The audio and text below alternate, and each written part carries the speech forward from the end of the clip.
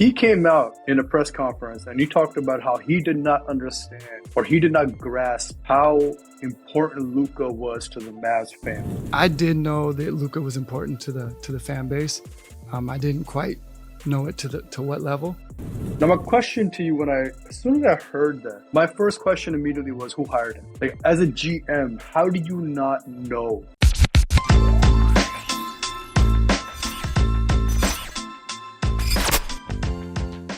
What's up, RBA fam? Welcome back to another episode of the Think RBA podcast. As always, I'm your boy Ken. With me, my man Hak. We apologize. We did not bring an episode last week. The spring seasonal cold came around, wiped us all out, but we are finally back. Not quite 100%, but we are ready to bring y'all another episode for this week. So with that, Hak, why don't you give us the rundown? True RBA, right? We're RBAing it. Appreciate you bringing us in. And we're going to start off with the NFL Draft, right? Hot news on the plate. Everyone's discussing it. Sanders slide. We'll talk a little bit about that. Maybe a little prank call in there somewhere in there, talk about the winners, losers, underrated, overrated, some way too early predictions. Then we can transition over to Commanders potentially moving, right? There's some news about that. Something that a lot of people have been talking about for a while. Talk a little bit about some, touchy topic. Maybe Shannon's follies. Can we call it that? Maybe. And and along those lines, we have Nico's follies as well. Talk a little bit about that. Our favorite prescription plan. We can revisit that again. And then we go over to the NBA playoff predictions and close it off with that. And what do you say?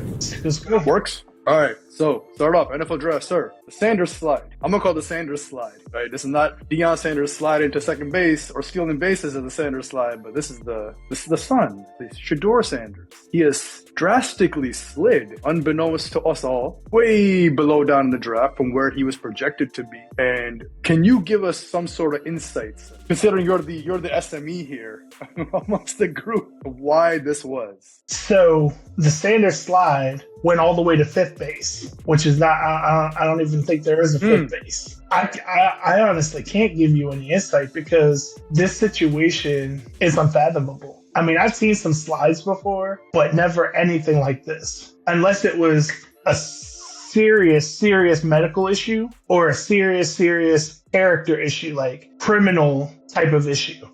The draft became all about Shedeur, which I have a little problem with too. But the draft became the Shedeur Sanders story, right? Pick by pick by pick. Okay, he didn't get to the first round. We've seen that before. Okay, he didn't go to the second round. Wow. Okay, we've kind of seen that before, but not a whole lot. And he didn't get through the third round. So after night two, then it was like, oh snap! Like there's something seriously going on here. So I don't know that there's any insight because, I mean, obviously you read the rumors that are out there that he didn't interview well and turn teams off, whatever. Or some that said, oh, it's about his talent and this is the NFL's indictment on his talent. I don't think so.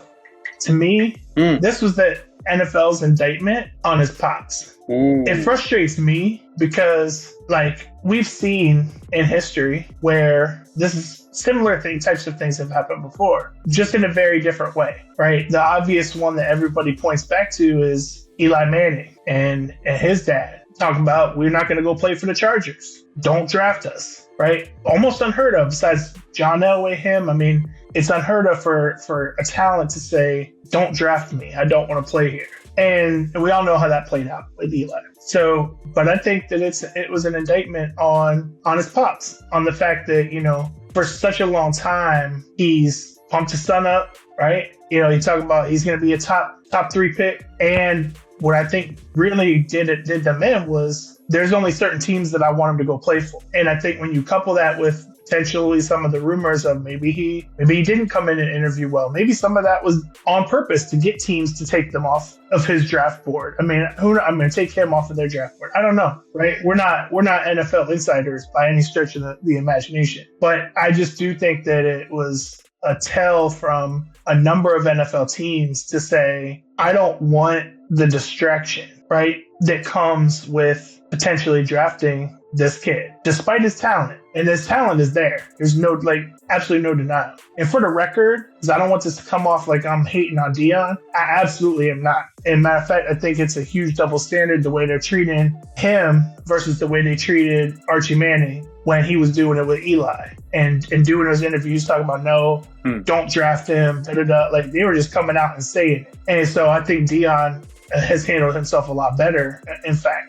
So this is not me saying that I agree with how things happen by any stretch of the imagination, because I don't. I think it's ridiculous. I think that they almost punished him, right? It was like a collective punishment for this kid who just wants to go out and ball. Like, what does he do? Does he get in trouble? Because I heard of him get in trouble, right? Right. He hangs out with his family, goes plays video games, does live streams with his brother. Like, what are we talking about here? And plays football. What's the problem? Like, he's not a kid that's going to bring trouble, but you know that it's going to bring a lot of media. It's going to bring a lot of attention. And I believe, it's just my sole speculation, that a lot of teams, a lot of coaches didn't want to deal with maybe things are not going that well, right? And okay, well, now you're going to have Deion talking about, Shedeur should be starting, right? I mean, I think that's what I believe some of these teams were. Like, if you think of it, you're the Giants, right? Brian Daboll, their GM, like, they're fighting for their jobs. Like, they could have been fired last year. So imagine they pick Shedeur, right? And they see, they go on, Russell Wilson's stinking it up the first 3 games. Then what? Is Deion going to be quiet and just let them coach, or is he going to say, no, my son should be starting? And by the way, he'd be entitled to that opinion if he were asked, right? Right, absolutely. So I just think that it's more of an indictment, I think, from the league on not wanting to deal with the hype of the Sanders name than it is his talent. Because there's no way some of the quarterbacks that were drafted before him, you just can't. There's no way. I mean, there's teams that needed quarterbacks. I'm going to talk about that a little bit more as we progress through the segment, so I don't want to give it all away now. But, like, there's teams that absolutely could have used his talent to be in a better position this year that passed on him. Well, the Browns will be using their talent, I guess, going forward. Well, will they? That's the question. That's a great question. So, likewise, I also have a thought on this, like a theory on this. You remember so Deion Sanders has always been somebody who has done things his own way, right? And he has not been shy about it, ever. Right. And that doesn't rub certain people off the right way. Right. Even when he was coming out prime time, right? He came from Florida. There was his mannerisms were not received well by certain folks. Yeah. And even throughout his career, right? Some athletes didn't like the way he portrayed himself, right? All that glitz and glamour, whatever. And he's always carried that throughout his career, his life. And that's just who he is. And I feel like this is their way of, like you said, we're saying, you know what? We can't get you, but we're going to get you now, right? This is our only way to get you. And it's unfortunate that we are as petty as we are, potentially. If that really is the case. Hopefully it's not, but the way it played out, man, I didn't like it. I'm with you. What did he do? Right? What did Shedeur do? But now if I'm Shedeur, I'm coming in like, all right, put my head down. When it's my turn, though, or when it's my turn, y'all going to find out real fast who Shedeur Sanders is, right? And the other thing I took away was that, you remember when LeVar Ball, Lonzo was coming out, and teams didn't want that extra LeVar energy, right? It was this whole hoopla of like LeVar saying a little too much and teams are not interested in that. Like, little Lonzo's going to be better than Steph. Stuff like that, almost putting him in harm's way in essence with the athletes. And I feel like it was almost like you said, right?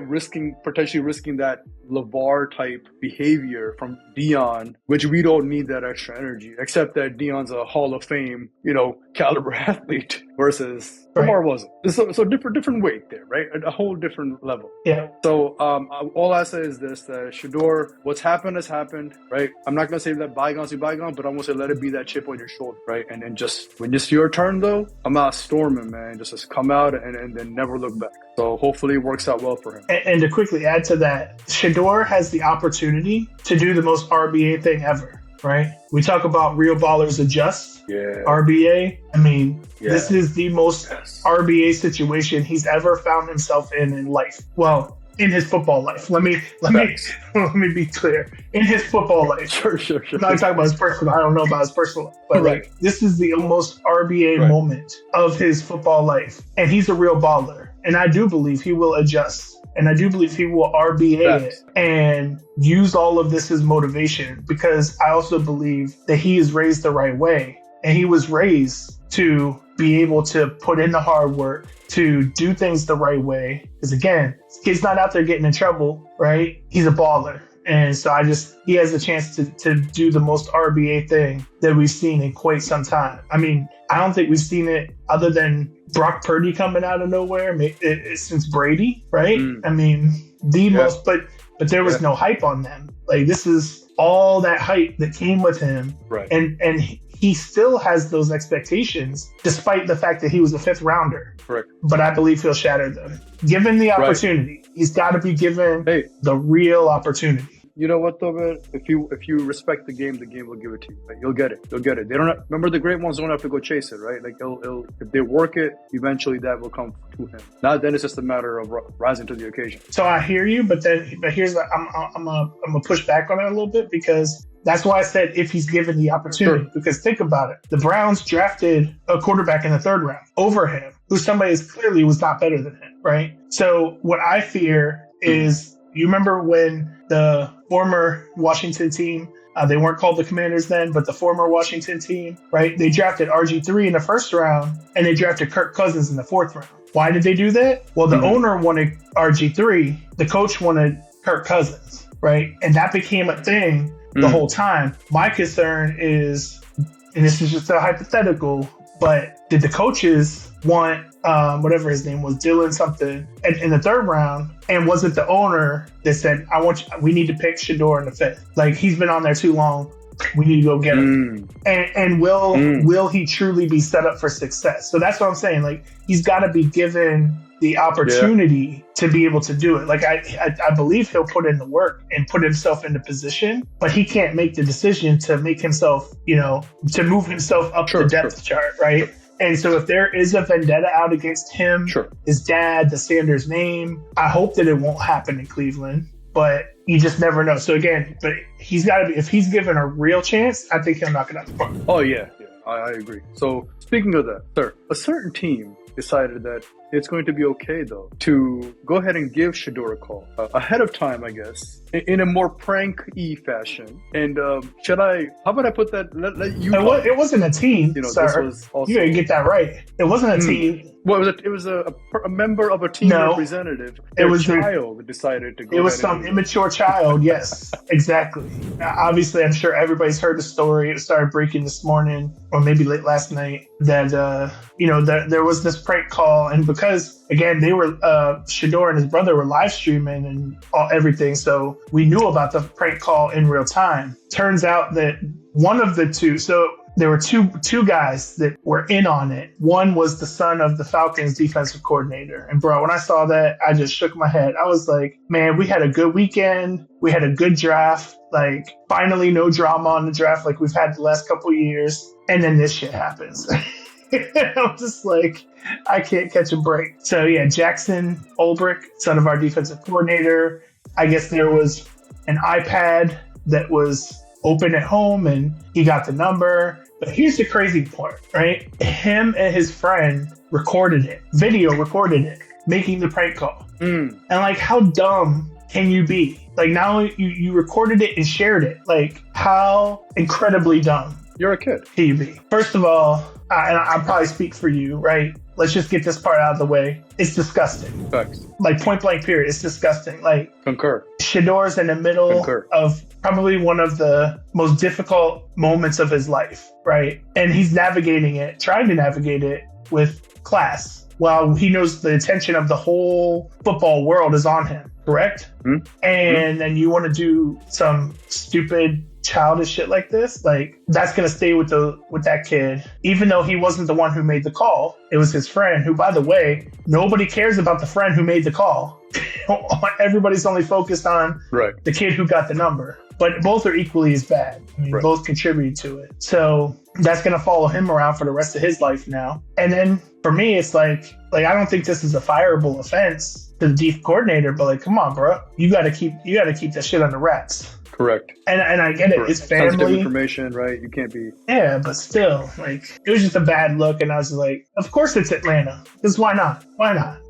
The only way it could have been worse, Of course, yeah, you know. bro, the only way it could have been worse is if in the prank call they pranked that he was going to get picked by Atlanta. Like, that's the only way it would have got worse. My God, bro. Yeah, that would have been pretty bad. Although, Atlanta could use him, no? Wow. But it was also stupid how they did it. Like, you know, he was like, oh, you know, pretending to have a normal conversation. And he's like, you're going to have to wait some more, and hung up. It's like, it's not even funny, bro. Like, It's their kids, man. That's what childish kids do. I don't know. They just chose the worst moment to do it in. All right, well, regardless of that, let's move on. Winners, losers of the draft. Who do you have? What do you think? What is your say-so? So I might get some flack for this, but that's okay. There were a lot of teams that had some pretty strong drafts, but so I'm going to go a little unconventional with my reasoning. The first one I'm going to say is the Jacksonville Jaguars.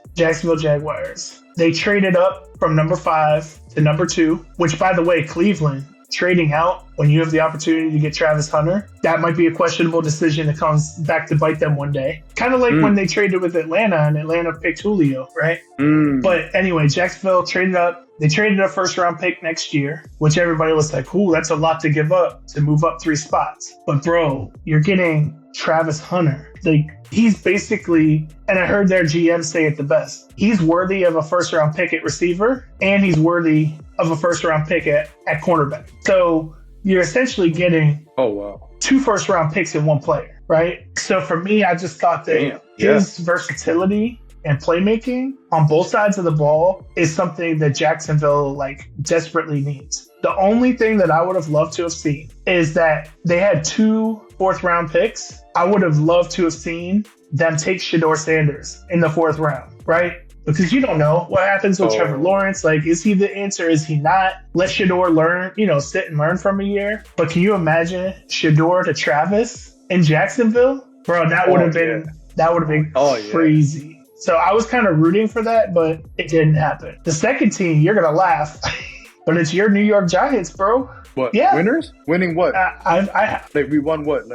I really like what they did in the draft. I really liked what they did in the draft. They, first of all, they got the best defensive end, the best edge rush, product. Basically, he's like a clone of Micah Parsons, but could actually even be better, right? There's like this history and evolution of edge rushers who wear number 11. I forget who was before LeVar Arrington. Then it was Micah, and then it was him. Like at Penn State, they all were number 11. All were great players. So Abdul Carter, obviously at pick 3, was an easy one. Edge rusher. They traded back up into the 1st, and they did pick a quarterback, even though it wasn't Shedeur. I mean, he was the 3rd best quarterback. He was ranked behind Shedeur, but he's not a bad player either.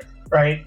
So they pick him up, and then they got a defensive tackle in the 3rd round, which again, like their D line is going to be crazy because they were already good. And then they picked up Cam Scatterbo, which I'm going to talk about him in a little bit, but the running back from Arizona State. So, I mean, they got probably 4 starters right there. And then you add that to the fact that they got, Russ and Jameis and this quarterback who, even at first, I was kind of like, about Jackson Dart, the quarterback. But I heard an interview earlier today, and he was saying all the quarterbacks were asked about, like, who do you watch or who would you want to train with? And they all said, like, Brady, Roger, like the typical answers, right? And Jackson said Jameis Winston. And this was way back. Like, this was before the draft. So he had no idea he was going to get drafted to the team that had him. But he said Jameis because he was just like, his workouts, like, he really is working. He is really working. So I kind of like seeing that. And so I think that they had a great, a really strong draft. And then my final one is, and I know what you're going to say. So I'm just going to leave it be what it is. But the consensus is out there that the Falcons had one of the best drafts. Point blank, period. We came in with 5 picks. We left with 5 players, but we got 2 of them in the 1st round. First one being Jalen Walker, who, by the way, was projected to be a top 8 pick. Somehow, inexplicably, slid to 15. There was like a little run on, I think it was offensive tackles. Like what? There was like a little mini run. Yeah, 3 tackles were taken. So I was kind of like, oh snap! Like we really have a chance to get him. I was a little worried about a couple of the other positions ahead of us, but everything worked out. This kid is the first University of Georgia player that the Falcons have drafted in the 1st round, but he's dynamic because he can play linebacker, he can play edge. You can line him up everywhere. So anyway, we got him, at pick 15. well after he should have been picked. He should have been off the board. They traded back up into the first at pick 26 to get a second edge rusher. 2 edge rushers in the first round. And if there was one thing, that all the analysts would say about Atlanta is what? They have a great dynamic offense, but they cannot rush the passer. They can't get to the quarterback, right? So what do you go do? What does our GM do? Terry cooking out there? He gives us 2 pass rushers, elite pass rushers in the first round with Jalen Walker and James Pierce Jr. And this dude, James Pierce Jr., is a monster. 6'5", 245. Both of them play in the SEC, best division in football, right? And then our 3rd and 4th round picks. I'm sure you haven't heard of them. Probably a lot of casuals that have never heard of them. But their names are Xavier Watts and Billy Bowman. Both of them are safeties, except Bowman's going to play slot corner. There were 2 players that have led the NCAA in interceptions since 2022. You know who those 2 players are? These two players, Xavier Watts and Billy Bowman Jr. Not 1 year, and not 2 years, right? Since 2022, they lead the NCAA in interceptions. So those were our top 4 picks. And then we got a really good tackle. Actually, the tackle that we got in the 7th round was projected to be a 5th round pick. So, good, bad, or indifferent. Okay. We picked a lot of value guys that shouldn't have been there, but I think the whole draft was shook up because nobody understood what was happening with the whole Shedeur thing. And there's a couple of other players that slid as well, due to some like things. So like Baltimore, they had another one, right? They picked Malachi Starks from Georgia, who's a great player. He's going to be back there with Kyle Hamilton. And then they picked this guy, Mike Green, in the 2nd round, who was projected to be a 1st round. People were projecting him to the Falcons at 15. But he has some off-the-field character things, like there's some accusations and allegations out there that he beat up his girlfriend at University of Virginia. That's why he transferred to Marshall. But again, if those turn out to be untrue or get resolved, then Baltimore got a steal because he's a 1st-round guy that they got in the 2nd round. So Baltimore could be up there on the winners list as well. Okay. Wow. Well, fear not, because the Giants will spend a couple years developing Just these for them to folks leave. and then gladly hand them off. Yeah. When time comes for a contract renewal, we'll say, here you go. Who needs great? Let us give them to you. Probably to the Eagles. To start, underrated, overrated. Wait. Losers first. So I'll be real quick on the losers. The losers, New Orleans Saints. Easy. Terrible draft. Okay. Oh my God. Okay. And I'm not saying that just because I don't like them. Terrible draft. That makes you happy. It made me happy because the 1st-round tackle that they took, Jalen Walker, destroyed him when they played. And then I'm going to talk a little bit about their 2nd-round quarterback that they took instead of Shedeur. I'm not impressed by anything they did. So congratulations, New Orleans. You participated. The other one for me was Pittsburgh. Although they did have some interesting picks. Like they ended up picking a quarterback, Will Howard, who did win a national championship at Ohio State. But I still thought, to me, Jacksonville was a fun idea to play with Travis Hunter. But the best place that I thought he could mature as a player and then continue to mature as a man was Pittsburgh under Mike Tomlin. And when they didn't take him in the 1st, they didn't have a 2nd-round pick because they gave it up for DK. They didn't take him in 3rd. I was like, oh, man, this is crazy. Saying that I'm not taking them. So I just feel like they got some other decent players, but I thought that's their one glaring need. And if their plan is really to go into the season with Aaron Rodgers, that's a huge L for me. So I'm going to keep Pittsburgh on the losers list for now. Okay, sounds good. Let's go to underrated, overrated. Okay, well, underrated, I already talked about him, and that's why this pick alone is what pushed the Giants into the winners column for me, because Cam Skattebo, 5'10", 219 out of Arizona State, running back. He was the 6th-ranked running back that they got in the 4th round. He's the first FBS player since Christian McCaffrey to have at least 1,500 rushing yards and 500 receiving yards. And, I watched him in the playoffs, the college football playoffs. When you talk about RBA, he was every single down, pounding the freaking rock to the point where he was gassed. He went up on the sidelines and threw up. I think you probably saw this clip. You just didn't realize it was him. This dude is a gamer. He's a baller. And anybody that got him was getting one hell of a football player. I'm excited to see what he can do. And he's going to bring some oomph to that offense there in New York, which they need desperately. So, all right, that was my underrated. My overrated. So I'm going to go back to the Saints because, again, they picked his fourth best quarterback. Doesn't even matter. Tyler Show, however you say his name, from Louisville, like out of nowhere, right? He was like the 8th pick of the second round. And at the time, nobody knew how far Shedeur was going to drop. And I was so scared. I was like, please, I do not want to play Shedeur Sanders twice a year. Look, I do not. Please tell me that Dion, who gained all his notoriety in Atlanta, Dion, right? Please tell me his son does not go and become a huge star in New Orleans. Like, I can't take it. My heart just couldn't take it. But then the Saints, or the Aints, ain't and picked some. Bro, I'm going to blow your mind for a second. You ready for this? For this? So, yeah, this guy started his college career backing up Justin Herbert. Think about that. Oh, boy. Justin Herbert's been in the league for 4 years now. Oh, boy. Like, you're talking about when this season starts in Right. September, he's going to be 26-year-old rookie quarterback and still has not really done a whole lot. And then there's this great clip of him throwing at the combine where he's trying to throw like the Patrick Mahomes sidearm and just completely misses the guy. Like, the Saints were getting cooked on Twitter for this pick. Maybe it'll end up working out for them and I'll eat crow one day. But to me, that was what are y'all doing? But also, like, thank you for just continuing to build a shitty team so that I can focus with Atlanta on only competing with Baker Mayfield and the Bucs this year. Because, New Orleans is going to be back in the top 10 next year. Right. Easy. Wow.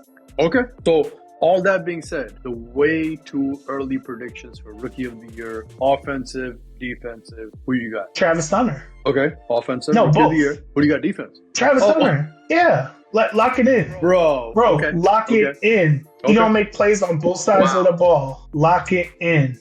Too easy. Would that be a problem? That's why I'm rooting for it. All right, let's just say that doesn't happen and they won't let it happen. I mean, it's probably easy to say, because you could also make an argument to say, well, because he's splitting time between both, he might not be able to excel in either one. Like, he'll just be good in both. I don't know. So I guess you can make that argument. In which case, then I would say it's probably going to be Cam Ward offensively, just because he'll get the opportunity, and Abdul Carter from the Giants defensively. So those would be my two. The sleeper, though? I'm going to give you the sleeper. Okay. Ashton Jetty. You remember him, the Boise State running back? And he went to the Raiders with Geno. Oh, yeah. The Raiders got themselves a quarterback now, and that's a sneaky pick. So, and then, of course, I would say defensively, another sneaky pick would be Jalen Walker for the Falcons, but I know that y'all just gonna call me a homer, so that's okay. Okay. Yeah, I'm 100% on the Travis Hunter bandwagon. Let's go. Offensive and defensive Rookie of the Year. First time ever. Oh, no. I want to see it. I want to see it. Sure. If anybody can do it, he can. So, sir, a little local hometown news. Some rumors are that the Commanders are potentially moving or finally moving their stadium to D.C. because in the past it's been technically in Virginia. Maryland. So we want to officially move it to D.C. itself. Oh, Maryland. I'm sorry, Maryland. So it tells you how many games I go to. So they want to officially move to D.C. itself as a D.C. team, right? As the Washington Commanders.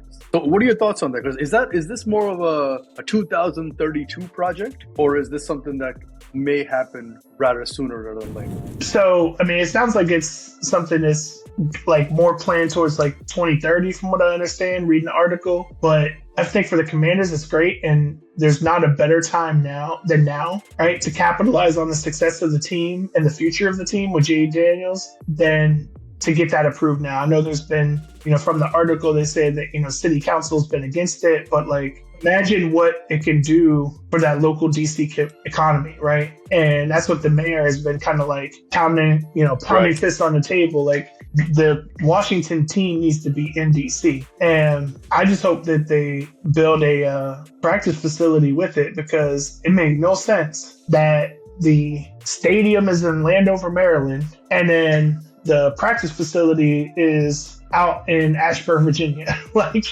I'm almost in the center point between the two. And both of them are complete opposite directions. Right. And it doesn't make a whole lot of sense. So I think having a stadium, a facility, like everything there in DC, and also, as the article said, gives them greater flexibility because they want to make it more than just a stadium. They want to make it a recreational facility. So you got, Super Bowls, you've got Final Fours, you've got, all kinds of stuff, especially if they put, one of the retractable roofs on there too, you open it up to like so much more versatility in terms of things that things you could sell out, concerts, etc. So yeah, man, I mean, I think it's a great move for them, and I want to see it happen. No, likewise. I think it's a great idea, especially like they're known as the Washington Commanders. They should technically be in Washington, D.C., and not anywhere else. The other thing I'll say, just to provide a little insight for our folks who are not in the area, this practice facility being out in Sterling, Virginia is actually closer to where most athletes live, technically in the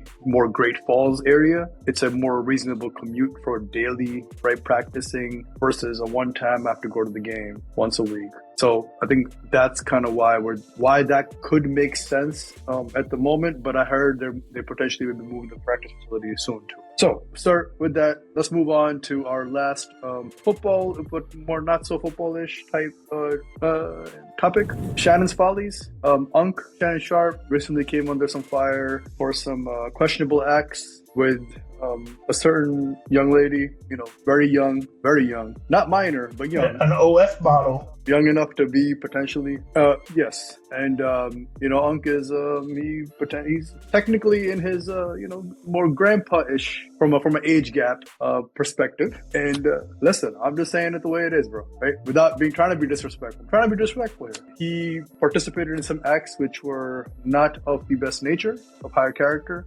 Things came out, and all in all, a result was that he has to step away, or he put a statement out. He's going to step away from ESPN for the time being until the football season starts to take care of this issue and to address his family matters and whatnot. What did you take of that when you heard all that? So it's tough, right? Especially it's tough when you have somebody who you've watched them kind of grow the second career and have respect for them, but you don't know them as a person, right? It's so easy to sit back and say, yeah, it's a money grab, it's this, that. But like, first of all, my thing is this. First of all, why are you messing with somebody who's 19, 20 years old? Like, that's just, it's not a good look. And guess what? I don't just have that energy for Shannon Sharpe. I have that same energy for Bill Belichick, who's dating a 26-year-old, and he's in the 70s. I mean, that whole thing, the whole thing don't make sense to me, right? So I got that same energy from Bill too, right? But for Shannon, it's just like, why? I don't understand even putting yourself in that position. You know what I mean? Like, oh, it was consensual. Like, why are you putting yourself in that position? Yeah. And yeah, I get, like, any woman, right? Especially if they're seeking to try to take you for your money. Like, any woman could put you in that position, whether she's 19 or whether she's, 55 or 60, it could happen. But I think the likelihood of just being with somebody who's more on your level, maturity-wise, is probably significantly less. And I'm not saying that that's what's happened. I'm just saying, like, just in terms of even putting yourself in the position to be in this position, right? If that makes sense. So it's just like, come on, like, why you gotta do that? I get it. You're successful. You got a lot of money. You can kind of do what you want. You're the man. But like, I would have liked to have seen him not make that decision. But that's his personal choice, right? He doesn't give a shit what I think or what you think about it, to be honest. Yeah, those are facts. So like, I try to operate out of like we try to operate out of the innocent until proven guilty, right? But even they released some of the text messages on his side where I was like, bro, come on now. Like, look, bro, really? I mean, I'm not going to read them or talk about them here, but some of them, I mean, as explicit as they were, there's a video where you can hear him saying that he's going to choke her, but in this day and age, it's like, is that real or is that AI? I mean, we don't know, right? I mean, I just listened to a whole song this afternoon. It was all AI, Eminem and Rihanna. Like, the entire song was AI. Sounded great. So I don't know. I struggle with it, but to me, it's also telling that he stepped away, you know what I mean, from from his ESPN duties. And and this isn't the first time he's been accused. No, agreed. So that's another thing too. For me, it's like, oh, okay, it's a one-time thing, whatever, But like every couple of years, there's been another situation. That to me is like, maybe there's a pattern. The truth's got to be somewhere in the middle. You know what I mean? Correct. Yeah, I'm with you, sir. I think, a man's private business is private business, but because of the position that he's in and the limelight that he's in, it's going to bring him a lot more attention, a lot more unwanted attention. I'll say that if you like the attention, you also have to be willing to accept the other type of attention you may or may not get based on your position as a public figure, which also means that you have to tread very carefully being a public figure, whether you're an athlete or a media personality, whatever it is that you are. It just comes with the territory, and that also brings, where I always tell my kids, right, and my son, that where there's honeys, there's gonna be flies, right? Wherever there's a honey, there's gonna be flies there. So you got to be careful, just knowing that there's that type of energy around that type of goods. So you just have to be very careful how you tread, how you maneuver, and just really think long term, right? Like you said, why are we in this position? Yep. One thing I do know, or we have seen in past, is that there has been leaked footage, in the sense that, remember that one time where he left his phone on and he was getting busy, getting down, right? So we know he likes to get active. And they also said that there's a video coming, and his lawyer said that. Oh boy. Yeah, his lawyer said that. Oh boy. Wow. I guess my real question to you is he going to be back, or is this actually, like he said, I'll be back in football season, or is this pretty much a wrap? I think it's a wrap. I don't think he's coming back. I think it's a wrap. All right. I think it's a wrap. I'm actually leaning towards that as well. Yeah, I think it's a wrap. I'm sorry, but again, hopefully this will serve as a lesson for us. Real quick, I don't know if you saw the interview. We're going to transition over to the NBA now. Nico, the GM for the Mavs, right, who this monumental trade that he made, the biggest finesse on the planet ever, traded Luka to the Lakers for AD and I don't know what else. So he came out in a press conference and he talked about how he did not understand, or he did not grasp, how important Luka was to the Mavs fan. I did know that Luka was important to the fan base. I didn't quite know it to what level.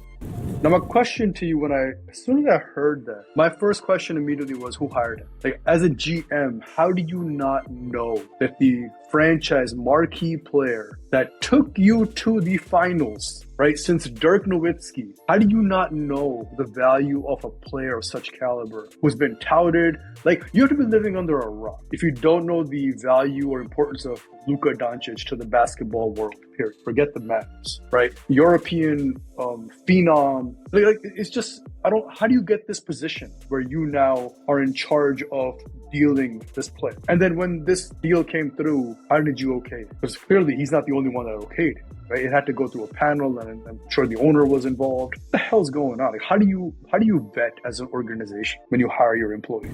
To me, this is simple. I'm gonna try to keep it short, sweet. Like, this is what happens when you hire somebody that's not qualified to do the job.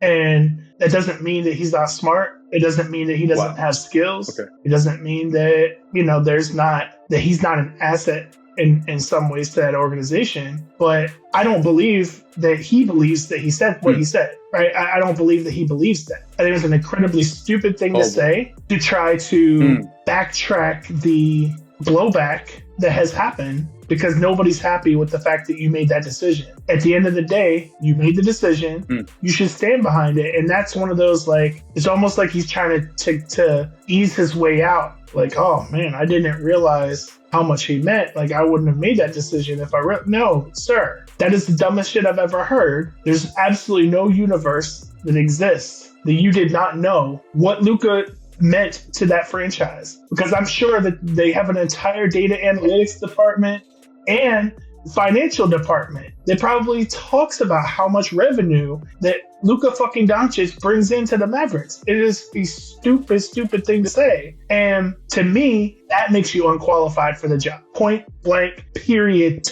with a T. And that is the mic drop. Okay, sir, let's move over to the NBA playoffs. And before we get right into it, I saw an interesting stat how the openings week of the NBA playoffs was one of the most watched playoffs in a long time, from a long time ago. It's been a while since the end, because we know the NBA was tanking, right? The ratings were going down and whatnot. But this last week that came by, opening, Google reported that viewership was up 17%. So that's a great sign for the NBA. Just saying, right? It's a good sign. Clearly, Adam Silver's doing something right. So with that being said, based on the way this week or playoffs have opened up, what are your thoughts with it? It's kind of surprising. I'd say good for the NBA. I just hope that they can sustain it. Okay. So with sustaining it, sir, should we go down the conferences and the standings for each, and you want to go through them, make our predictions? Yeah, I mean, I think like for me, can we just start in the East, because like the East is almost wrapped up. In my Sure.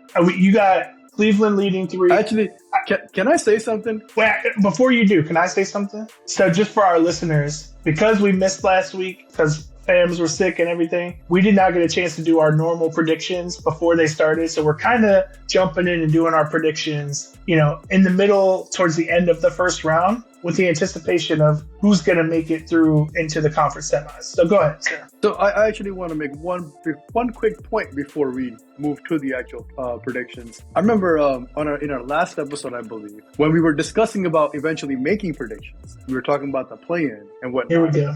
My guy here, he made a very bold statement. Very bold statement, talking about how the Hawks, this, that, and they about to win, and how they were supposed to blah blah blah blah blah blah blah. And then I made a statement. I can't remember the details of it, but then I remember you said, "Are we gonna play this back? Are we gonna run this tape back?" So can we run this tape back? No, I mean we can. No, talking about how Atlanta's gonna make that we can run it back, but that's not what I said. And we're gonna run this, sir. What I said was, what I had said was that if we made it through, we were gonna give the Cavs a run for their money. Oh, if no, what you told me they were gonna make, not if, that when you are gonna make it through. Okay. So the reality was that the Hawks never made it through. They lost back. That game though was good, wasn't it? That Hawks Heat game that went into overtime. It was a good game. That was a great game. I just gotta say, very good game. I gotta share with you. And they made it even better when I heard you say that they made it even better when. Oh, they made it even better when I saw the Hawks go home. This guy. All right, so we were watching, but I think it was a Friday night, and we also sometimes will watch WWE Friday Night SmackDown. And so actually, my sister and my wife and both kids were there. Right. And we were going to watch SmackDown. And I was like, we watched the first opening segment. And then like a match came on. I was like, I'm not really interested in this match. So I want to watch the last couple minutes of the fourth quarter. Right. It was like 8 minutes left in the fourth quarter. It's like, we can just watch the rest of the fourth quarter, come back. Right. When I tell you that fourth quarter, the back and forth between both teams, it was like a fight where both teams were tired and they were just slugging. You slug, I slug, you slug, just back and forth. And to the point where my sister and my wife were like, we don't even like basketball, but this is exciting and entertaining. Like they were enjoying every second of it. Oh, wow. Yes, sir. But yeah, no, I mean. No, it really was a good game. I'm glad it was entertaining. Yeah, it was. And I mean, props to the Heat. What can I say? They handled their business in overtime, but we'll see what happens next year. But nonetheless, getting to fast forward to where we are today, Cleveland now leads that series 3-0. And I guarantee you, after we beat Cleveland 2-1 in the season series, that we would not be down 3-0 right now. I can tell you that much. So saying that to... Well, I guess we'll never know, like Kanye says, right? I guess we'll never know. So saying that, we've got Cleveland leading 3-0 and Indiana leading 3-1 over the Bucks. So we can pretty much pencil in Cavs Pacers, right? And I'm pretty sure I can speak for both of us that we say Cavs are going to come out. Yep. Okay. And then you've got the Knicks who are up 3-1. Yep. The New York Knicks about to win a playoff series. Yep. Bruh, the New York Knicks. Let that sink in. On Tuesday night, they can close this thing out. Yeah. And then the Celtics, obviously, they're up 3-1 over the Magic. Yeah. So then you got Celtics Knicks. Probably going to be a little bit more entertaining than Cavs Pacers. But I think I can speak for both of us to say we got the Celtics coming out of that. Yes. Okay. So Yes, agreed, 100%. so then Cavs Celtics. Who do we got in the NBA Finals? I have the Celtics. I have the Celtics too. I think it'll be tough, but I think the Celtics just have that. They have their experience, right? The point blank period, their experience. Correct. And they're deeper. Okay, so we both got the Celtics coming out of the East. That was Yep. easier. All right, in the West, OKC, the only team so far that's gone out. They got their brooms out on the Grizzlies. I guess brooms are better weapons than guns and grenades. Mm-hmm. Oh boy. Ugh. So the Thunder have already advanced to the semis. We've got the Nuggets and Clippers tied up 2-2. It was looking like the Clippers were going to run away with this thing. But then we had the last second buzzer beater. Bruh, most magnificent play you've ever seen in NBA history. That was incredible. Like, that was incredible. It's got to be the hands down best buzzer beater ever. I would have to go through them, but definitely top three. Yeah, it's Definitely top three. for me. You can't show me another one that beats that. I mean, the ball's in his hand at 0.1, it's out of his hand at 0. Like, it happens literally the call could have went either way, and I probably would have been okay with it. Like, legitimately. And I don't think I've ever felt that way about a basketball game. Yeah. So, I don't know. Nuggets, apparently Jokic is the coach now, and he's been coaching them up and down the court. They said that They're clearly. I saw on Twitter, they said that the Nuggets broke. They were playing so bad that they made Jokic break character, that he doesn't love basketball. And he started loving basketball to coach them through exactly like he was pointing out rotations and everything. Like crazy. So my question to you is, who's going to come out of that Nuggets and Clippers series to get to play the Thunder? I'm going to give it to the Nuggets, man. Again, experience, right? The Clippers are going to do Clipper things, and I'm going to give it to the Nuggets. I'm going to give it to the Clippers, man. Because look, the one game that they won, Kawhi had to really go ballistic. I don't know if you saw the game where he was 80% shooting and just went nonsense. It required that type of performance for them to even get to a win. So I'm going to give it to the coachless Nuggets to go against the Thunder. I mean, look, game 1 went into overtime. The Nuggets won just barely. Game 2, the Clippers won by 3. Game 3, the Clippers blew them out. And game 4, the Nuggets won by 2. So it's been back and forth. I don't know. I think I'm going to give it to the Clippers because honestly, I just think the lack of having the solid coaching, right? Just feels like things are too messy. So I'm going to go with the Clippers. All right. Okay. Lakers T-Wolves, Minnesota as a 6 seed, leading 3-1 over the Lakers. Crazy. Ant-Man had 44 today. And who you got coming out of there? You got the T-Wolves? Bro, I didn't see the Wolves doing what they're about to do. I'll be honest with you. I did not think that the Wolves were going to be in a position where they're 3-1. Yes, there have been some close games. But from the way it looks, the Wolves are going to come out of this. The way it looks. But is that who you have? But LeBron's been here before. No, I had the Lakers, original. No, but who do you have now? I'm going to stick with that. The Lakers? The Wolves. Okay, so you have the Wolves coming out to the semis. Yep. So I'm with you. The Wolves are a young team. Who do you have? I don't think anybody expected them to come out with this kind of punch, especially as a 6 seed. However, we're going to have LeBron has done it before, and we got some little Luka magic. Your boy, Luka magic. I'm still going to take the Lakers to come back from 3-1. Wow. Okay. Yes, sir. Okay. Yes, sir. We've got, what is it? The next game is, where's the next game? The next game. And then the last one's the Rockets Warriors. The next game is in LA, and that's where they get their confidence back. Okay, go ahead. So Rockets Warriors, that's Dubs all day. Dubs all day, number 7 seed over 2. Yeah, they're already leading 2-1. Dubs are up 2-1. But again, you don't think the Rockets number 2 seed can we still have a problem, I guess, in Houston? Again, experience against a young team. Or is this as far as the Rocket goes? Okay. Yeah, man. And I agree with you because I will say, like, once Steph gets in, it doesn't matter what seed. Right.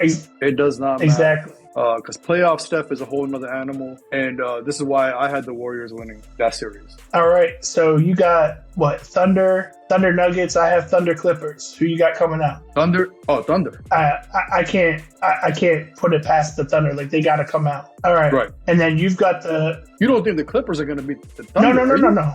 Thunder. Okay. I'm not crazy. Okay. Then we also got you got the Timberwolves Dubs. I got Lakers Dubs. Who you got? I got the Dubs.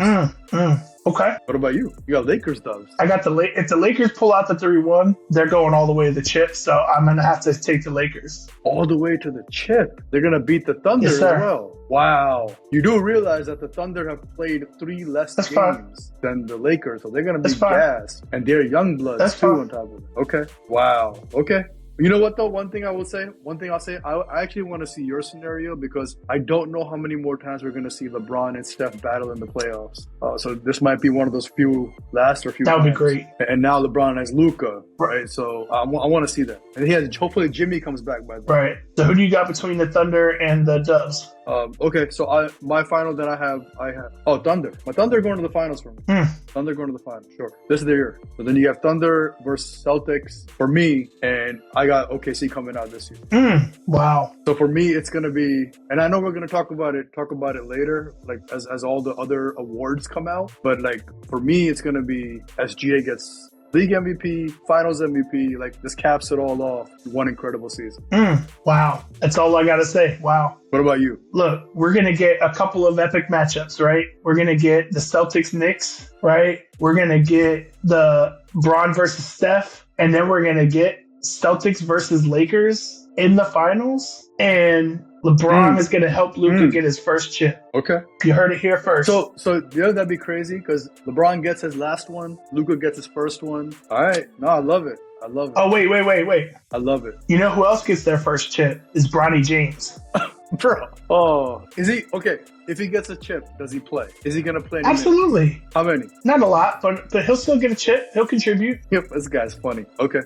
Bronny gets his first chip as a rookie. Yes, sir. Okay. I mean, that'd be another historic thing, right? Father, son, get first chip. 100%.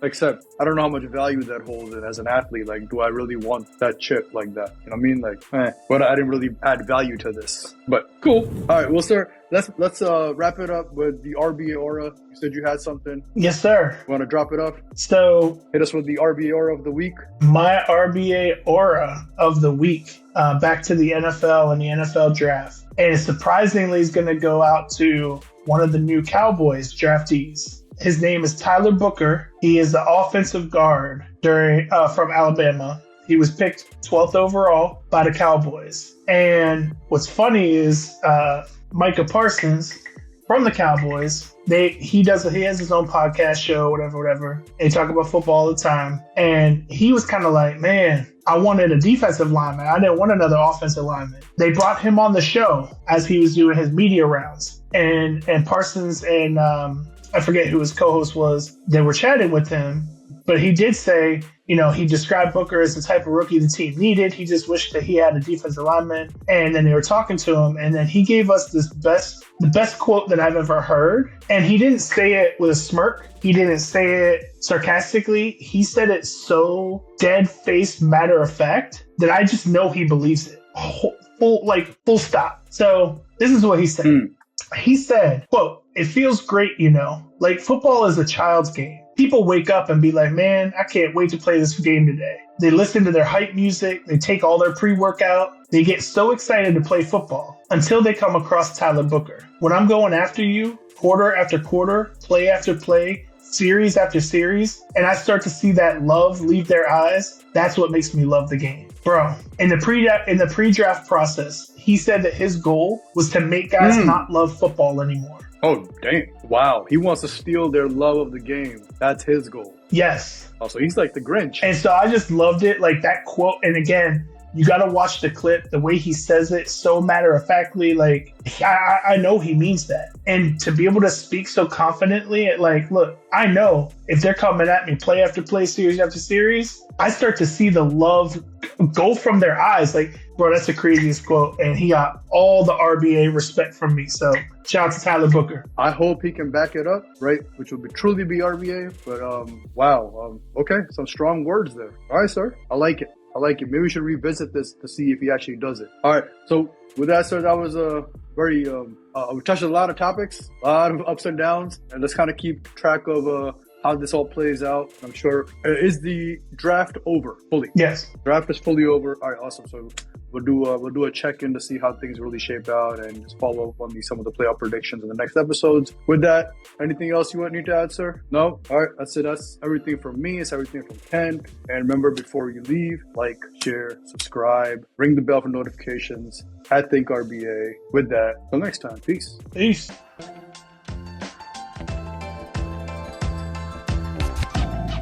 Think RBA land. Wow.